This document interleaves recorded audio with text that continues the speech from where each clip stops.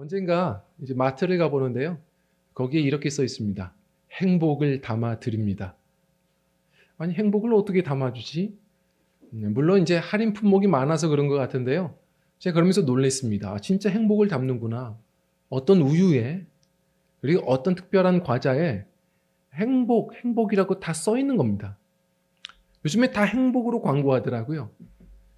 언젠가 그 택배함을 봤는데 행복을 배달해 드립니다. 이렇게 써 있는 문구도 봤습니다. 요즘 어떠신가요? 살아가는 삶 속에서 그냥 주변을 돌아보면 정말 누군가 표현한 것처럼 오늘날 사회는 행복 중독 사회입니다. 다들 그게 무엇인지는 모르는 채 행복을 위하여 무한 경쟁을 합니다. 예전에 하버드 대학의 그 데니얼 길버트 교수가 자신이 썼던 유명한 책이 있었어요. 그게 뭐냐면 행복에 걸려 비틀거리다입니다. 오늘날 현대인들은 행복을 그저 무언가 원하는 걸 소유할 때 잠시 누리는 도파민, 그런 쾌감이라고 생각을 한답니다. 그러다 보니까 생각해 보세요. 맛있는 거 먹으면 행복해. 행복이 멀리 있지 않아. 자, 그런데요. 그런 감정은 길들여집니다. 그 다음은 더 강한 맛을 찾습니다. 그 다음은 더 비싼 것을 또 찾게 되죠. 우리는 그걸 통해 잠시 기쁨을 누리지만 이제는 그것 가지고 되지 않습니다. 오늘날 그래서 많은 현대인들이 행복을 찾아가다가 계속해서 중독에 빠지는 일들이 훨씬 많아지더라는 겁니다. 하나님은 그런 행복을 우리에게 누리기를 원하시는 것일까요? 예전에 그 C.S. 루이스가 했던 유명한 말이 있습니다. 제가 오늘 이 이야기를 좀 한번 읽고 시작해 보길 원하는데요. 한번 읽어볼까요? 시작. 사탄은 거짓말보다 반쯤 진실을 훨씬 더 즐겨 사용한다.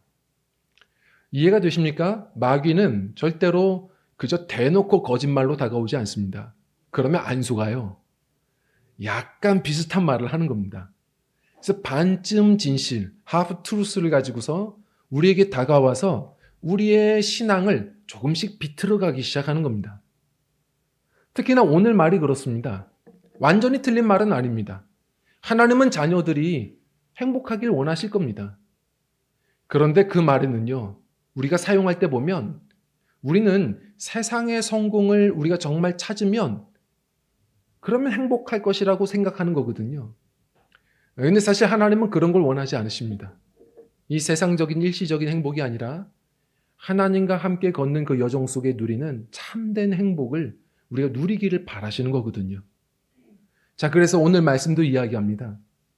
하나님이 뭐라고 하시죠? 너희를 향한 하나님의 뜻이 있다. 그것은 무엇인가? 우리 3절 말씀 읽어보겠습니다. 시작. 하나님의 뜻은 이것이니 너희의 거룩함이라. 아멘. 하나님의 뜻은 너희의 행복함이 아닙니다. 거룩함입니다. 왜 그럴까요? 하나님이 주시는 행복은 뭔가 우리가 무엇을 얻는다고 얻는 게 아니거든요. 거룩함을 쫓아 살아갈 때 행복은 발견되는 겁니다. 그래서 하나님께서 원하시는 것은 거룩함입니다. 행복이라오. 그 다음 뭐죠? 세상이 알 수 없는 하나님 선물. 하나님의 자녀로 살아가는 것, 그것이 행복이라오. 하나님의 자녀로 살아가는 것. 소유가 아니라 관계. 특별히 하나님과의 관계 속에서 우리는 큰 행복을 누리며 사는 겁니다. 그래서 기억하셔야 됩니다. 우리 하나님을 따라 살아가는 삶, 이 거룩한 여정, 이 행복 중독 사회에서 잊어버린 단어, 오늘날 교회에서도 관심 없어서 설교 주제에서 자꾸 밀려나는 이 제목, 우리 거룩함, 이 거룩함이 무엇인지를 오늘 우리가 함께 좀 말씀 안에서 붙들고 하나님이 주시는 참된 행복의 여정으로 한 걸음 더 내딛어보는 저와 성도님들의 신앙 여정 되시기를 축원드립니다. 자, 거룩함이 무엇일까? 우리는 이것에 몸부림쳐야 됩니다. 그럴 때 행복도 찾아올 겁니다. 그 거룩함은 오늘 말씀을 그대로 따라가 보려고 하는데요. 첫 번째로 읽어보겠습니다. 시작. 거룩은 오늘 결단하는 것입니다. 아멘. 2절 3절 읽어볼게요. 시작. 우리가 주 예수로 말미암아 너희에게 무슨 명령으로 준 것을 너희가 아느니라. 하나님의 뜻은 이것이니 너희의 거룩함이라. 곧 음란을 버리고. 아멘.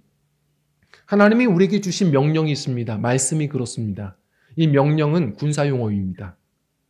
반드시 해야 되는 겁니다. 살기 위해 이걸 가지고서 우리가 거룩함을 위해 몸부림쳐야 하는 겁니다. 도마뱀은요, 위험하면 꼬리를 끊습니다. 가재와 개는 그 자랑하는 집게발도 위험하면 끊어버리더라고요. 언젠가 말씀드린 것처럼 그 바라바손 교회, 그 야쿠자 출신의 사람들이죠. 이분들이 예수님을 믿고 따르기 위해서 어떻게 하죠? 새끼손가락 하나를 자르고 특송을 부르고 그걸 보여주며 간증을 합니다. 우리가 주님을 위하여 거룩함을 위하여 지금 어떤 것을 끊어내며 사시는지를 봐야 됩니다. 잊지 마십시오. 이 음란한 사회에서는 잘라내기를 하지 않으면, 가지치기 하지 않으면 우리에게 좋은 열매를 기대하기는 어려울 겁니다. 오늘 말씀은 이야기합니다. 하나님의 뜻은 거룩합니다. 이 거룩이라는 말은 언어적으로 끊어버리는 겁니다. 끊어내야 됩니다. 왜요? 이 사회가 음란하다는 겁니다. 당시의 로마 사회는 아주 놀랍게 음란했습니다. 그걸 신전 문화라고 해서 포장을 해가지고요. 온 세상이 그냥 부패했고 음란했어요.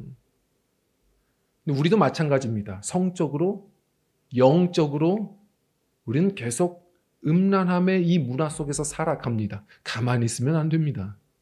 끊어내야 됩니다. 결단입니다. 여기서는 이거 현지형으로 쓰고 있는데요. 날마다의 결단입니다. 날마다의 결단. 제가 얼마 전에 한 목사님 따님 결혼식이 있어서 다녀오는데 이 따님이 결혼 몇 번 한 사람처럼 아주 능숙하게 이렇게 글을 읽더라고요. 떨지도 않고 그 신랑에게 오빠에게 쓰는 편지입니다. 뭐라고 얘기하냐면 오빠 결혼은 결단이라고 배웠어. 나는 오늘부터 결단할 거야. 나는 날마다 매일같이 오빠를 사랑하기로 결단할 거야. 놀랍지 않으십니까? 정말 능숙하지 않나요? 결혼이 뭔지를 아는 것 같더라고요. 이 부부의 여정은 한 번의 결심이 아닙니다. 날마다의 결단입니다. 이 세상 앞에 거룩한 가정을 지키는 것, 거룩한 신앙과 인생을 지키는 것은 가만히 있는다고 되는 게 아닙니다. 매일 같은 싸움이 필요한 겁니다. 결단입니다. 예전에 그래서 이찬수 목사님이 이 거룩을 컷으로 이야기하더라고요. 컷. 좋은 것 같습니다. 영화 감독, 드라마 감독들도 필름 잘못 들어가면 가차 없습니다. 컷 사인합니다. 우리 스스로 그걸 매일같이 하셔야 됩니다. 예를 들어서 우리가 지난주에 나눠보니까 청년들도 성도님들도 이 핸드폰이 그게 문제더라고요. 컷 하셔야 됩니다. 가만히 있는다고 되는 게 아닙니다. 예를 들어서 아침에 일어납니다. 큐티하기로 결단하시지 않았습니까? 기도하기로 결정하셨잖아요. 그러면요. 신기하게도 우리가 아침에 눈을 뜨면 기도부터 해야 되는데 우리는 스마트폰부터 킵니다. 성령께서는 우리에게 뭔가 불편한 마음을 주시는데 우리는 5분만 하면 되지. 5분이 40분이 되는 기적이 일어납니다. 어떻게 하셔야 돼요? 깨달을 때 바로 얘기해야 됩니다. 컷! 지금은 기도 장면을 찍을 때다. 아침이다. 무릎을 꿇으셔야 됩니다. 오늘 결단해야 됩니다. 미루지 않으셔야 됩니다. 예를 들어서 회사를 갑니다. 점심을 마치고 차를 마시면서 사람들이 모여서 누군가를 험담합니다. 신기한 건 내 안에 성령께서 함께 하시면 그게 불편합니다. 가만히 있으면 안 됩니다. 가만히 있는다고 해서 되는 게 아닙니다. 그거 한번 끊어내셔야 됩니다. 컷! 외치셔야 됩니다. 컷! 지금은 축복할 때다. 그 사람 그래도 마음이 참 착한 사람이야. 분위기를 망치셔야 됩니다. 선함으로 망치는 한 사람, 컷하는 맥커터들이 되셔야 됩니다. 예를 들어서 자녀에게 화내지 않기로 그렇게 우리 자모님들 늘 결단하시잖아요. 됩니까? 또 자녀가 말 안 들으면 막 욱하는 게 올라옵니다. 욕이 나오려고 하죠. 야 이놈의 컷 하셔야 됩니다. 컷. 하나님의 자녀야. 선포하여 주셔야 됩니다. 축복하셔야 돼요. 그래야 바뀝니다. 오늘 컷하지 않으면 내일 새로운 걸 기대할 수가 없습니다. 가지치기 하셔야 됩니다. 예를 들어 쇼핑을 합니다. 마트에 갔습니다. 절약하기로 그렇게 결정했는데 이상하게도 할인 문구 하나 보면 내 영혼이 흔들립니다. 자꾸 내 장바구니에 더 많은 것을 담고 있는 내 모습을 보죠. 정신 못 차립니다. 그럴 때 같이 가신 배우자님들이 서로의 눈빛을 보고 손을 잡아주고 얘기하셔야 됩니다. 여보, 컷. 컷 외치셔야 됩니다. 주일은 거룩한 성일입니다. 이 가을에 가고 싶은 데도 많고 보고 싶은 데도 많지만 우리 가정의 영적 제사장들은 외쳐야 됩니다. 아들아, 컷. 오늘은 거룩한 날이다. 예배 시간입니다. 이 중요한 말씀 듣는 순간에 우리 습관적으로 또 주무시는 분이 계십니다. 그럴 때 우리 성도들 서로를 위해 권면하며 옆에 분들을 보고선 인사해야 됩니다. 같이 인사할까요? 성도님 컷. 성도님 컷. 외쳐주셔야 됩니다. 잊지 마십시오. 우리 성경에서 이야기하는 성도들은 이 교회는 큰 성 바벨이 아닙니다. 요한계시록 보면 큰 성 바벨은 세상입니다. 큰 거 좋아하는 것은 세상이고요. 교회는 뭘 추구해야 되느냐? 거룩한 성 예루살렘입니다. 오늘도 내가, 너가, 우리가 갈수록 거룩해져 가는 것. 그것은 가만히 있다고 되는 게 아닙니다. 성화는 거룩해져 가는 것은 몸부림입니다. 구원은 하나님만 하시는 일입니다. 그러나 성화는 주님 은혜 안에서 날마다의 전투입니다. 베드로는 우리가 살아가는 세상이 영적 전장이라고 얘기했습니다. 부전승은 없습니다. 가만히 있는다고 승리는 없는 거예요. 내 안에 주님이 계시니까 난 갈수록 주님 닮아가겠지. 틀린 말은 아니지만 그것도 반쯤 진실입니다. 주님 은혜 안에서 반응하셔야 됩니다. 성화는 부전승이 없습니다. 전승입니다. 매일의 싸움이고 매일 승리할 때 누리는 전유물입니다. 이 싸움을 멈추지 않으셔야 됩니다. 그럴 때 세상이 알지 못하는 죄로부터 갈수록 자유해지는 진짜 가벼운 그 행복을 누리시기 시작하실 것입니다. 그리고 두 번째입니다. 우리 한번 읽어보겠습니다. 시작. 거룩은 아름다운 관계를 이루는 것입니다. 우리 6절 말씀 읽어볼게요. 시작. 이 일에 분수를 넘어서 형제를 해하지 말라. 이는 우리가 너희에게 미리 말하고 증언한 것과 같이 이 모든 일에 주께서 신원하여 주심이라. 아멘.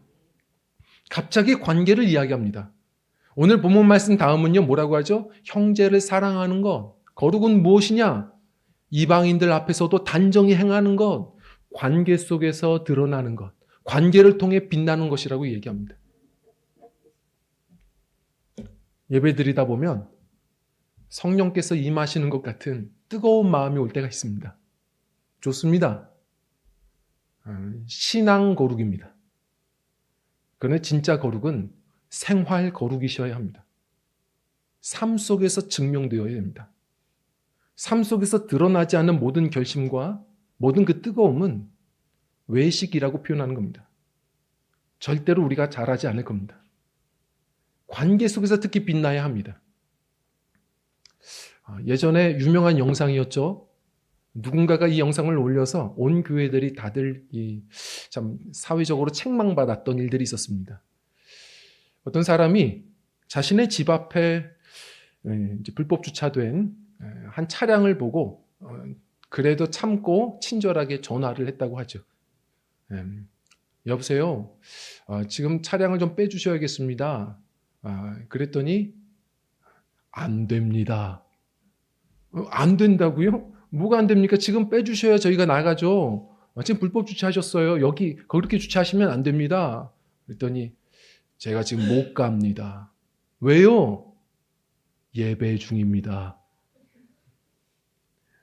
아니 언제 오시는데요? 한 30분 남았습니다. 당신의 예배 시간은 중요하고 제 시간은 중요하지 않습니까? 그렇게 올린 영상 때문에 온 교회 크리스천들이 함께 욕을 바가지로 먹는 일들이 있었습니다. 예전에 그 중앙일보 신문에 이런 기사가 있었던 적이 있었죠. 한 교회의 주차 공간은 항상 부족하죠. 그런데 또 차를 가져와서 다 도로를 예배 시간 되면 도로를 점유합니다. 그리고선 그 주차위원들이 어떻게 하죠? 번호판을 가려줘요. 그러니까 어떻게 가립니까? 예배 중. 이게 뭡니까? 믿지 않은 사람들이 뭐라고 생각하겠습니까? 베드로전서 1장에 보면 1장 15절에 모든 행실로부터 거룩하여야 한다라고 이야기합니다. 그리고 그 모든 행실은 베드로전서 2장 12절 가보면 어디까지 얘기하죠? 이방인들이 이해할 수 있는 착한 행실로 나타나서 주를 알지 못하는 사람들도 주님이 이런 분이구나 깨닫고 하나님께 영광 돌리게 하는 것. 그것이 이 땅에서 나타나는 거룩이라고 이야기를 합니다. 세상에서도 그러셔야 됩니다. 늘 친절하게 말하는 것. 그러나 사람들이 많은 곳에서는 조용히 말할 줄 아는 것. 휴지는 휴지통에 버릴 줄 아는 것. 신호는 신호대로 지킬 줄 아는 것. 돈을 빌렸다면 제때에 갚을 줄 아는 것. 그리고 고마움을 표현할 줄 아는 것. 굳은 일이 있다면 먼저 솔선수범하는 것.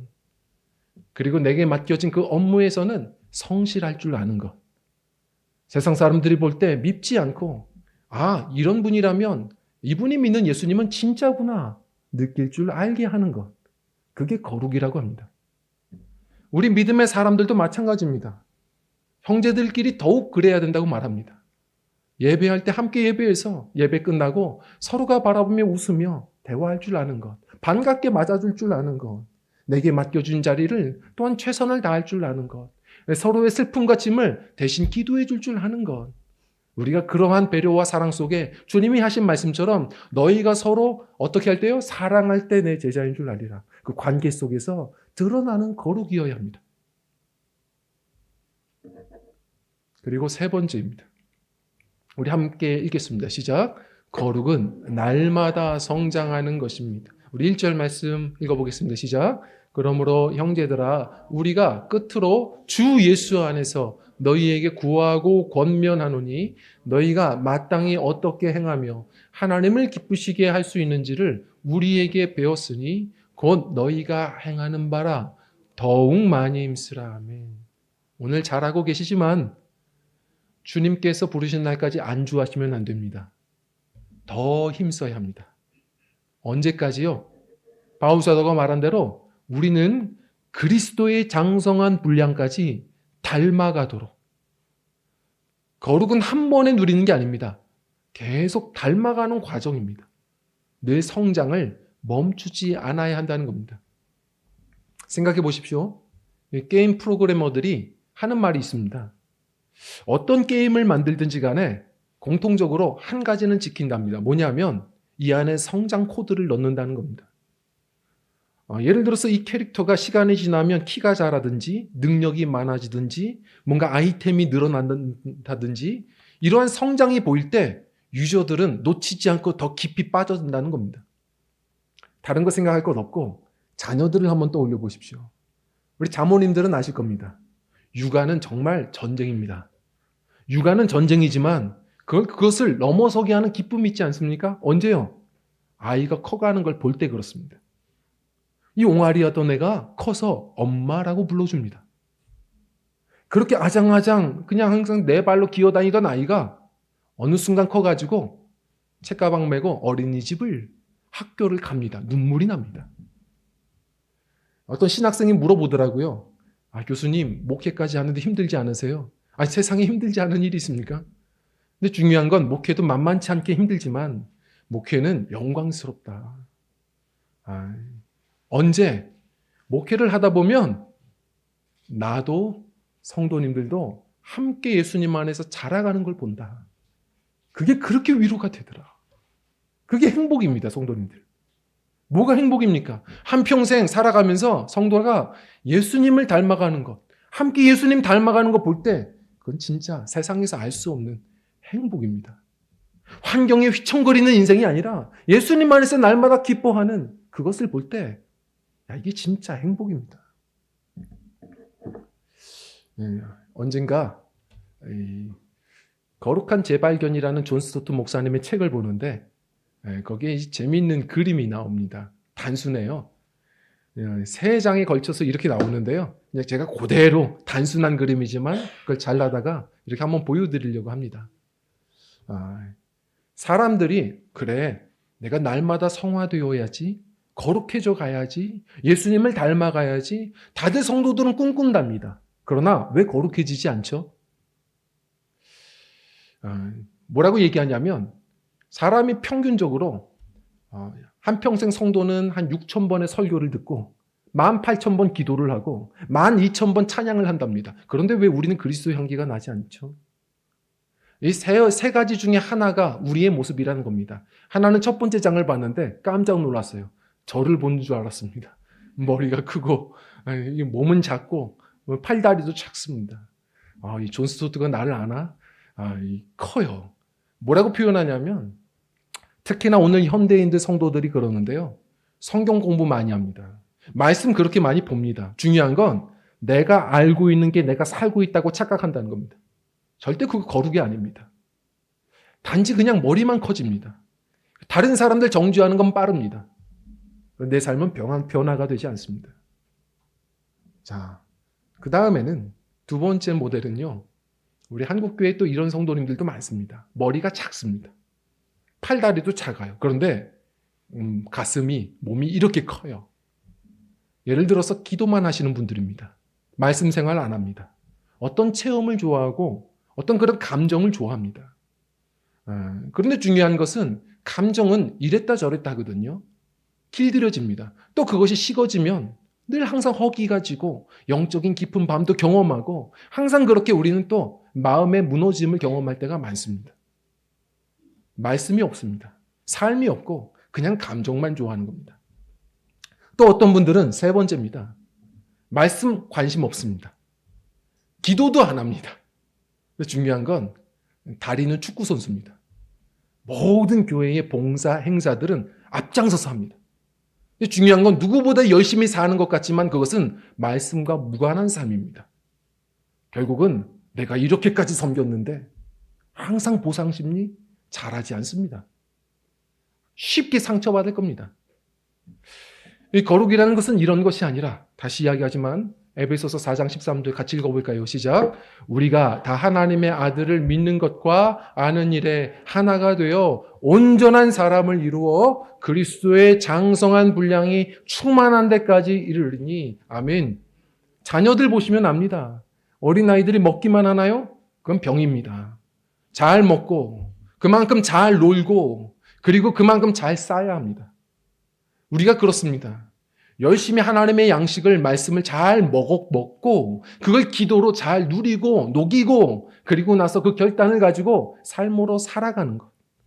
그럴 때 비로소 우리는 믿는 것과 아는 것으로 다 하나가 되어 온전히 예수님을 닮아가는 세상의 사람들조차 그리스도의 향기를 맡게 되는 참 아름다운 거룩함의 여정을 살아낸다는 사실입니다. 근데 누군가가 표현하더라고요. 특히 한국교회 성도들은 왜 우리가 거룩이 어려울까? 어음신앙을 많이 한다는 겁니다. 어음신앙. 특히나 한국교회 성도들은 1번과 2번이 많습니다. 늘 항상 말씀을 가까이 하고 기도도 하는데 그걸 녹여서 살아내는 것에 있어서 늘 문제가 된다는 겁니다. 어음신앙이 뭐죠? 주일날 예배할 때 뜨겁습니다. 아멘. 결단. 하나님 그렇게 살겠습니다. 어음입니다. 그걸 현찰로 바꾸지 않습니다. 항상 빚집니다. 성장이 없습니다. 그러나 가장 지독한 우리 한국교회 성도들의 어음신앙 중에 하나가 뭐냐면 환어음이라고 얘기하더라고요. 환어음이 뭔지 아세요? 제3자에게 다 맡기는 겁니다. 기일까지 그것을 갚을 수 있도록 의탁해버리는 거죠. 예를 들어 이런 겁니다. 어떤 한 분이 자신이 이 신앙생활 제대로 하려면 자꾸 실수한대요. 이 술 문화가 문제구나. 자신이 이 술로부터 좀 자유해져야 되겠다 해서 하나님 과감하게 제가 술 끊겠습니다. 선포했답니다. 자, 그리고 나서 또 회사에서 일을 하다가 걱정이 돼서 기도를 했답니다. 하나님, 제가 술을 끊었는데요. 도와주세요. 오늘 퇴근 때까지 우리 친구들, 술 친구들이 전화하지 않게 해주세요. 그렇게 기도를 했는데 퇴근할 직전에 전화가 온 거죠. 전화번호를 딱 보고 전화했네. 또 기도를 했답니다. 붙들고 기도했대요. 하나님, 이 친구가 술 먹자는 말만 하지 않게 해주세요. 다른 말 하게 해주세요. 그리고 전화를 딱 받았는데 바로 친구야 술 마시자. 바로 하는 거죠. 그래서 그 다음에 가면서 또 기도를 했답니다. 하나님, 제가 지금 술집 가고 있는데 오늘 금일 휴업하게 해주세요. 문이 닫히는 역사가 있게 해주세요. 기도했는데 갔더니 성업 중이고 주인도 환영해주고, 그리고 나서 술잔을 돌려봤는데 기도했답니다. 하나님, 정말 마지막인데 기도합니다. 오늘 술이 받지 않게 해주세요. 한 잔 마시면 구토가 나오게 해주세요. 기도를 했는데 중요한 건 기도하고 마셔서인지 그렇게 술이 받더랍니다. 그래서 그날도 그렇게 코가 비틀어지도록 마시고 실수할 거 다 하고 그러면서 비틀거리며 집에 오면서 하늘에 대고선 기도했다고 말하죠. 하나님 책임입니다. 제가 몇 번 기도했습니까? 오늘날 많은 성도님들이 그렇게 환호음을 날립니다. 하나님 탓, 친구 탓, 가족 탓. 다시 얘기합니다. 구원은 하나님만 하시는 일이지만 성화, 거룩해지는 건 내게 주신 싸움입니다. 말씀을 가까이 하셔야 하고 기도로 녹이셔야 하고 그리고 삶으로 이어가셔야 합니다. 매일 같은 전승이 있어야 하는 줄 믿습니다. 우리 대장 되신 주님이 만군의 주이시기에 주님 바라보며 나아가다 보면 그 승리도 날마다 주시리라 믿습니다. 말씀을 좀 정리하려고 합니다. 예전에 행복을 찾아서라는 영화를 보는데 감동이 됐습니다. 많이들 보셨죠? 왜 그러냐면 실화입니다. 크리스 가드너라고 하는 아주 위대한 인물이죠. 많은 사람들이 존경하는 사람이죠. 인생 역전을 일으켰던 사람입니다. 그 영화를 보면 그게 실제 사건이었다고 하는데요. 이게 외판원이었는데 물건도 잘 팔리지 않고 이제 아들 하나 지키며 살아가는 사람인데 이 아버지가 큰일 났습니다. 월세가 밀려서 결국은 홈리스가 되죠. 길거리에 나앉게 되었습니다. 그럼에도 그 영화를 보면 이 아이는 천진난만해요. 아빠와 함께 있는 게 그냥 즐거운 겁니다. 그래서 이 아이를 포기하지 않고 함께 동행하며 살고 그렇게 열심히 일을 하지만 돈은 되지 않고 이 밤마다 눈물은 나지만 이 아이와 함께 그 공중 화장실을 택해서 그 안에서 씻기고 잠을 재웁니다. 그렇게 하루하루 살아가요. 그러다가 결국 기적적으로 그 보험사에 취업이 되었고 누구보다 찾아온 기회를 잘 붙들어서 열심히 성실하게 일해서 그런 거부가 되어버립니다. 인생 역전이었습니다. 자, 그런데 영화가 하고 싶은 얘기가 뭡니까? 이 실제 크리스 가드너가 나와서 했던 얘기가 있습니다. 뭐냐면 정말로 그렇게 꿈꾸던 그런 거부가 되었을 때 거기에 행복이 있는 줄 알았다고. 근데 도착해보니까 거기에 행복이 있지 않더라고. 그렇다고 내 인생에 행복이 없었는가? 그때 깨달았다고. 진정한 행복이 멀리 있지 않았다고. 그것은 사랑하는 내 자녀와 아이와 함께 그 모진 밤을 함께 걸어오고 함께 잠을 잤던 모든 여정이 제게는 행복이었습니다. 눈치를 차리셨겠지만 하나님도 그 말씀 하시는 겁니다. 우리에게 진짜 행복을 주고자 하시는 것이죠. 그것은 어디 있는 겁니까? 바울 사도가 말한 그대로입니다. 우리 한번 읽어볼까요? 시작. 주 안에서 항상 기뻐하라입니다. 바울은 그때 빌립보서 4장 말씀을 쓸 때 감옥이었습니다. 그렇지만 자신은 주님 안에 있다는 겁니다. 행복은 소유에서 오는 게 아닙니다. 주님과 함께 걸어가는 여정 속에서 누리는 은총입니다. 잊지 마십시오. 너희의 거룩함, 하나님의 뜻은 이것이니 행복함이 아니라 거룩함이다. 이 말은 우리의 웃음을 제거하시려는 것이 아닙니다. 우리의 웃음의 토대를 바꾸려고 하시는 겁니다. 너 무엇 때문에 행복하니? 너 무엇 때문에 기쁘니? 너의 표대는 무엇이니? 우리 하나님께서는 때마다 물으시는 겁니다.